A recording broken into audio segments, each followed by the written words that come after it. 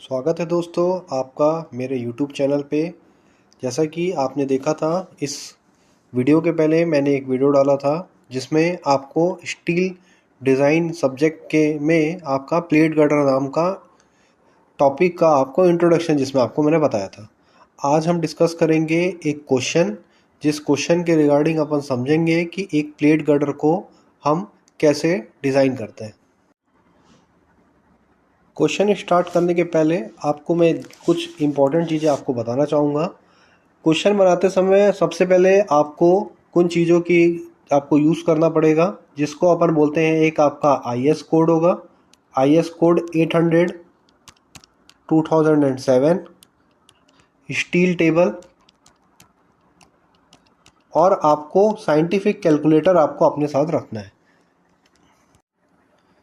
ये एक एग्जांपल हम लेके चल रहे हैं। बुक इसमें हम जो यूज़ कर रहे हैं वो बुक आपकी limit state design of steel structure bye SK Duggal, second edition, page number 627 में आपका ये एग्जांपल दिया हुआ है। क्वेश्चन को रीड करेंगे तो सबसे पहले आपको ये देखना है कि क्वेश्चन आप क्या क्या डेटा आपको क्वेश्चन में गिवन है और क्या क्या डेटा के रिगार्डिंग आपको क्वेश्चन में चीज़ें आपको फाइंड आउट करनी रहेगी। Design a welding plate girder of 25 meter in span. एक आपको प्लेट गर्डर डिज़ाइन करना है जिसका स्पान लेंथ जो है वो आपका 24 मीटर का है, जो कि लिटरली रिस्ट्रेन थ्रू आउट है।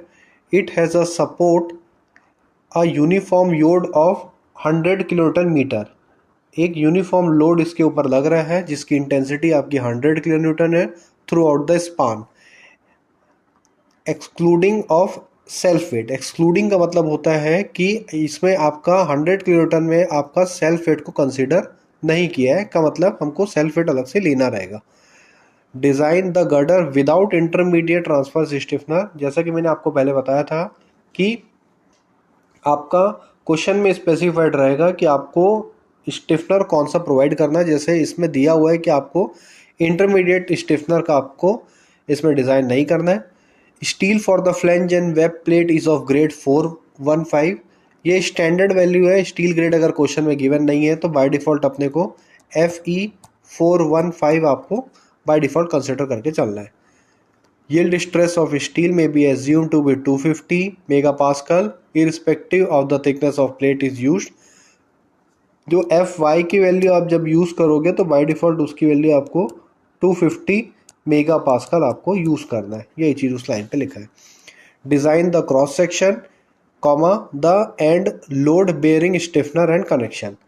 आपको क्रॉस सेक्शन डिज़ाइन करना है प्लेट गर्डर का, और end load bearing stiffeners find out करने हैं, और उसके कनेक्शंस आपको फाइंड आउट करने हैं। क्वेश्चन के डिज़ाइन स्टेप्स को अगर आप देखेंगे तो मैंने इसके पिछले वीडियो में आपको बताया था कि डिज़ाइन स्टेप्स में आपको कैसे आपको डिवाइड करना है।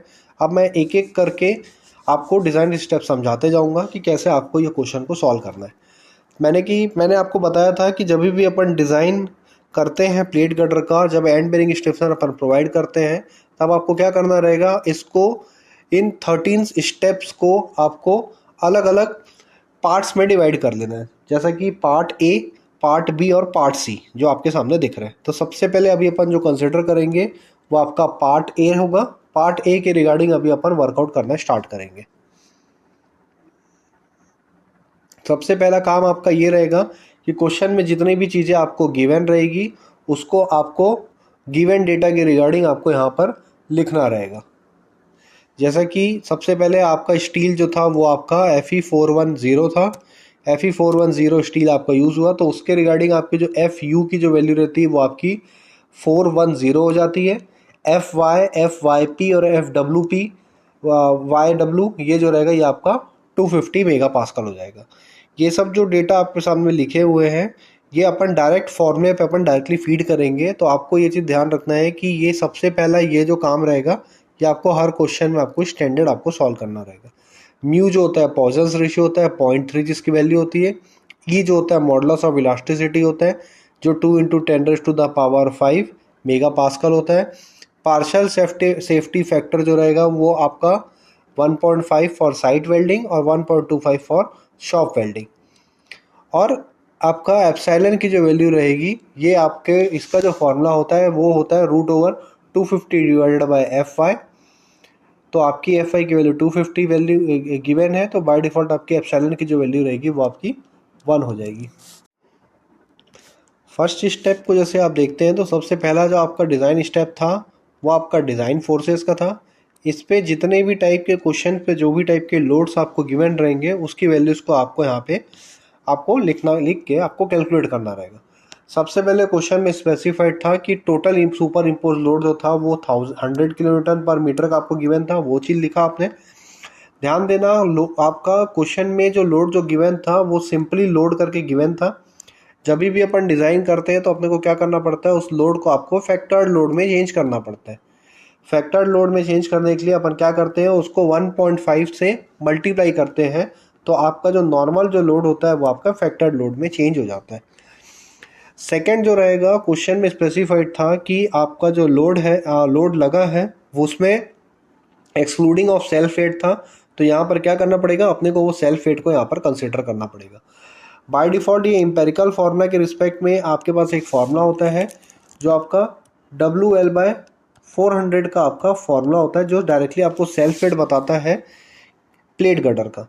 इन जनरल ये फार्मूला अपन डायरेक्ट इसलिए कंसिडर कर रहे हैं क्योंकि ये डिज़ाइन का क्वेश्चन है, हमारे पास किसी भी टाइप का कोई क्रॉस सेक्शन गिवन नहीं है। और जनरली अपन किसी का भी सेल्फ वेट जब अपन फाइंड आउट करते हैं तब अपन मटेरियल की डेंसिटी के रिगार्डिंग उसके क्रॉस सेक्शन को मल्टीप्लाई करते हैं, जिससे अपने को उसका सेल्फ वेट मिलता है। यहाँ पर जो क्वेश्चन आपके सामने जो अपन लेके चल रहे हैं ये आपका डिज़ाइन का क्वेश्चन है, इसलिए आपको क्या करना पड़ेगा, आपको इस फॉर्मूले की हेल्प लेनी पड़ेगी।